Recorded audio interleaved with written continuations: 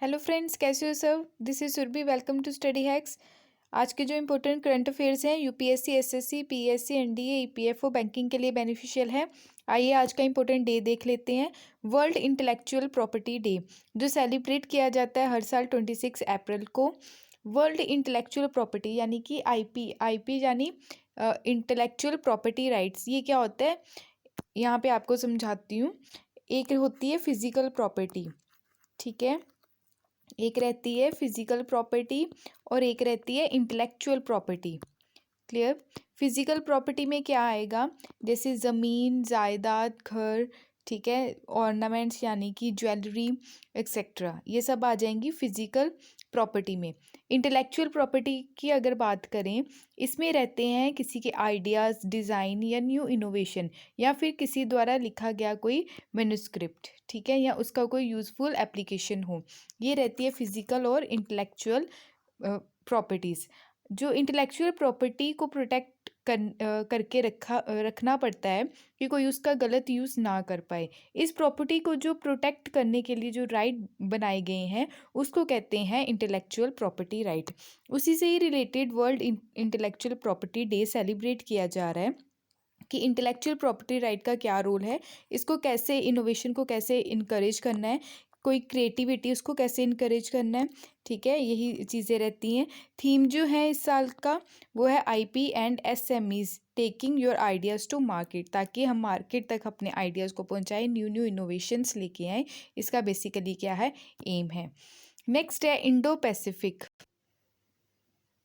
Indo Pacific की अगर बात करें तो यूरोपियन यूनियन के द्वारा अपना एक क्या है, प्लान अप्रूव किया गया है, जिसमें इंडो पैसिफिक स्ट्रेटेजी अपनी लेकर आगे चल रहे हैं कि कैसे इस पर्टिकुलर रीजन में इनको कॉर्पोरेट करना है। यानी कि इस रीजन की बात हो रही है, ठीक है, इंडो पैसिफिक रीजन की यहाँ पे बात हो रही है कि यूरोपियन यूनियन के द्वारा यहाँ पे अपने जो प्लान्स लेके आ रहे हैं, स्ट्रेटेजी लेके आ रहे हैं इस पर्टिकुलर रीजन में, कि इस रीजन में अलग अलग कंट्री के साथ कैसे हमने कॉर्पोरेट करना है। नेक्स्ट है, अभी जैसे आपको देखने को मिला यूरोपियन यूनियन के जो मेंबर थे पहले कितने थे, 28 मेंबर्स थे। ब्रिटेन का यहाँ से एग्ज़िट होना यानी कि ब्रेग्ज़िट होना, अब कितने रह गए हैं, 27 मेंबर्स रह गए हैं। 27 मेंबर्स का जो ग्रुप है ये इंडो पैसिफिक रीजन में फोकस करेगा, जिसमें ये ट्राई करेंगे कि उन कंट्रीज़ के साथ अच्छे रिलेशन बनाए जाएं जिसकी डेमोक्रेसी अच्छी है, ठीक है। ये इस बेसिस पे क्या है, इस पे फोकस किया जाएगा जिस कंट्री की डेमोक्रेसी अच्छी रहेगी। नेक्स्ट रहेगा जो ह्यूमन राइट है उसको सही फॉलो करके चल रहे हैं, रूल ऑफ लॉ जो है वो इम्प्लीमेंट किया जा रहा है या नहीं, मीन सही तरीके से जो पैटर्न है वो फॉलो करते हैं और इंटरनेशनल लॉ को भी मानते हैं, ठीक है। रिस्पेक्ट जो रहेगा इंटरनेशनल लॉ के रिकॉर्डिंग। ईस्ट कोस्ट अफ्रीका जो है वहाँ से लेके पैसिफिक आइलैंड तक ये स्ट्रेटजी देखने को मिलेगी। नेक्स्ट है यूरोपियन यूनियन जो है वो वर्क करेगा टुगेदर, किससे मिलके, यानी कि यूरोपियन यूनियन का कहना है कि जो पैंडेमिक है ऑल ओवर वर्ल्ड में उसको भी कम करने की बात की जा रही है। इससे रिलेटेड जो वर्क किया जाएगा इंक्लूसिव और सस्टेनेबल सोशो इकोनॉमिक रिकवरी देखने को मिलेगी। इंक्लूसिव यानी ये रहता है कि सबको साथ लेकर चलना, और सस्टेनेबल आपको देखने को मिलेगा कि जो चीज़ें हैं अभी हम सेव करके रखें आने वाली जनरेशन के लिए, ठीक है। रूल बेस्ड इंटरनेशनल बॉर्डर रहेगा, यानी कि रूल बेस्ड ऑर्डर मेंटेन करके रखने की बात है, ताकि एक पर्टिकुलर कंट्री अपनी मोनोपोली शो ना कर सके। लेवल प्लेइंग फील्ड रहेगा, यानी कि हर एक कंट्री को मौका मिले। लेवल प्लेइंग फील्ड सब कंट्रीज़ के लिए होना चाहिए, ठीक है। ओपन एंड फेयर इन्वायरमेंट रहना चाहिए व्यापार से रिलेटेड और इन्वेस्टमेंट से रिलेटेड। रेसिप्रोसिटी भी इसमें देखने को मिलेगी। रिसाइलेंट यानी कि रिजिडक्टिलिटी देखने को मिलेगी। टैकलिंग किया जाएगा क्लाइमेट चेंज को, सपोर्ट किया जाएगा, कनेक्टिविटी देखने को मिलेगी अलग अलग कंट्रीज़ की यूरोपियन यूनियन के साथ। अगर ट्रेड पार्टनरशिप की बात करें तो यूरोपियन यूनियन का एम है कि कंक्लूड करना फ्री ट्रेड एग्रीमेंट, जैसे ऑस्ट्रेलिया के साथ, इंडोनेशिया, न्यूजीलैंड के साथ। इसके साथ साथ यूरोपियन यूनियन का एक और स्टेप है कि कॉम्प्रिहेंसिव एग्रीमेंट देखने को मिला चाइना कंट्री के साथ, ठीक है। कंटिन्यू एक्सप्लोर, जैसे डीप इकोनॉमिक रिलेशन बढ़ाएंगे इंडिया के साथ। कंटिन्यू डेवलपमेंट पार्टनरशिप रहेगा इस एरिया में, यानी कि सिक्योरिटी एंड डिफेंस के पॉइंट ऑफ व्यू से, मैरीटाइम सिक्योरिटी। जो साइबर एक्टिविटीज़ देखने को मिलती है, साइबर क्राइम से रिलेटेड जो इश्यूज़ हैं उसको सुधारा जाएगा। साथ ही साथ डिसइंफॉर्मेशन यानी गलत इन्फॉर्मेशन को चेक किया जाएगा। इमर्जिंग टेक्नोलॉजी से टेररिज्म, ऑर्गेनाइज जो क्राइम होते हैं उसको सुधारने की यहाँ पे कोशिश की जाएगी। एक्सटेंड होगा ज्योग्राफिकल स्कोप जो है, यानी कि critical maritime routes second activities हैं। इंडियन ओशियन और साउथ ईस्ट एशिया में इसका एक्सटेंशन देखने को मिलेगा। कंट्रीब्यूट जो है उसका सेफर सी लेन्स कम्युनिकेशन किसके साथ बना के रखेंगे, यूरोपियन यूनियन के साथ। यूरोपियन यूनियन जो है क्रिटिकल मैरीटाइम रूट ये वाइडर है इंडियन ओशियन में। इस प्रोजेक्ट का जो एम है, इसकी आप फुल फॉर्म भी याद रखिएगा। लॉन्च जो इसको किया गया 2015 में किया गया, इम्प्रूव करने के लिए जो मैरीटाइम सिक्योरिटी है उसकी सेफ्टी इंडियन ओशियन में। पर्टिकुलर जो फोकस दिया जाएगा इसके ऊपर, जो सिलेक्टेड कंट्रीज रहेंगी, आर्किपेलॉजिस्ट रहेंगे, जैसे छोटे छोटे द्वीप समूह रहते हैं ईस्ट अफ्रीका में।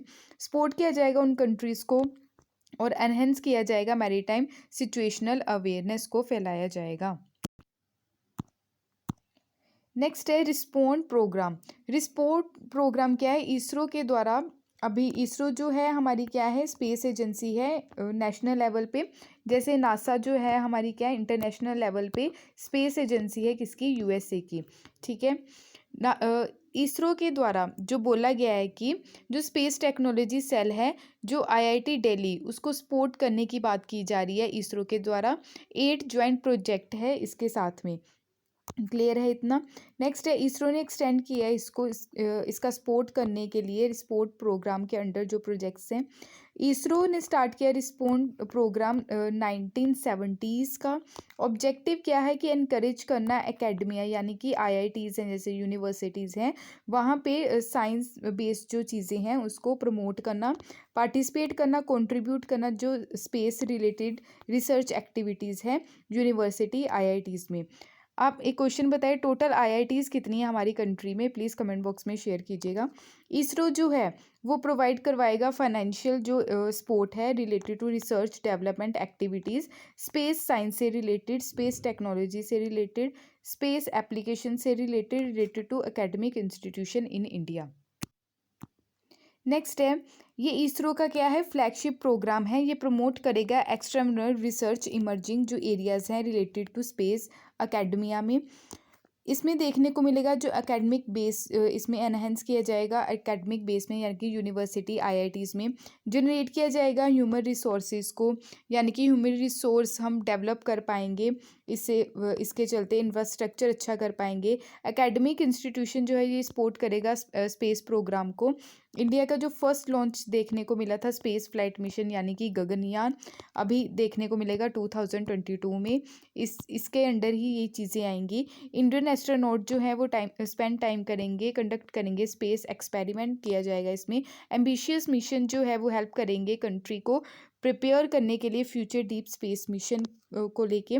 रिस्पोंड जो है वो पार्टिसिपेटिंग रहेगा नेशनल मिशन जैसे Imprint, impacting research innovation and technology programme और उच्चतर आविष्कार योजना इसके अंडर ही आएगी।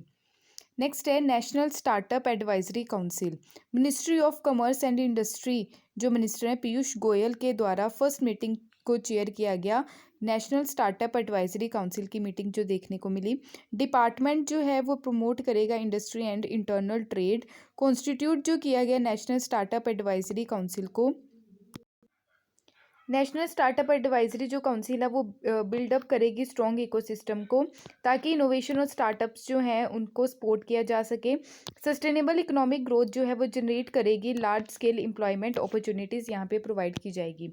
नेक्स्ट है वरुण 2021, ये नेवल बाइलेटरल एक्सरसाइज है फ्रांस कंट्री के साथ। वरुण 2021 जो कंडक्ट की गई अरेबियन सी में 25 टू 27 अप्रैल तक ये चलेगी। इसका जो एडिशन देखने को मिला 19 एडिशन देखने को मिला। ऑब्जेक्टिव जो है 2 नेवीज का वरुण बाइलेटरल नेवल एक्सरसाइज के तहत एनहेंस किया जाएगा। इसमें वॉर फाइटिंग स्किल दिखाई जाएगी अनदर कंट्री को, यानी कि इंडिया अपनी वॉर फाइटिंग स्किल फ्रांस को शो करेगी, डेमोन्स्ट्रेट जो एबिलिटी है इंटीग्रेट करेगी, और साथ ही साथ प्रमोट किया जाएगा सिक्योरिटी को, पीस को, स्टेबिलिटी जो रहेगी मैरीटाइम डोमेन में। अनदर जो डिफेंस एक्सरसाइजेज है बिटवीन इंडिया एंड फ्रांस के बिटवीन, वो है वरुण नेवल एक्सरसाइज जो अभी हमने पढ़ी, गरुड़ एयर एक्सरसाइज, शक्ति आर्मी एक्सरसाइज। नेक्स्ट है CSF and ship pox vaccine. Indian council of agriculture research, Indian veterinary research institute, इन्होंने ट्रांसफ़र किया टेक्नोलॉजी को फॉर क्लासिकल स्वाइन फीवर के तहत, एंड जिसको बोला जाता है sheep pox vaccines. Animal health care के लिए कंपनी जो है वो है हेस्टर बायोसाइंसेस। टेक्नोलॉजी जो है वो ट्रांसफ़र की जाएगी थ्रू एग्रीनोवेटिव इंडिया के थ्रू CSF, यानी कि क्लासिकल स्वाइन फ्लू जो है उसको बोला जाता है होक कॉलेरिया। इम्पोर्टेंट डिजीज़ है, ये पिग में पाया जाता है। ये काफ़ी इकोनॉमिकली डैमेज पेंडेमिक है, वायरल डिजीज़ है पिग्स में ऑल ओवर वर्ल्ड की अगर बात करें तो। यहाँ पे आप देख सकते हो पिग टू पिग देखने को मिलता है।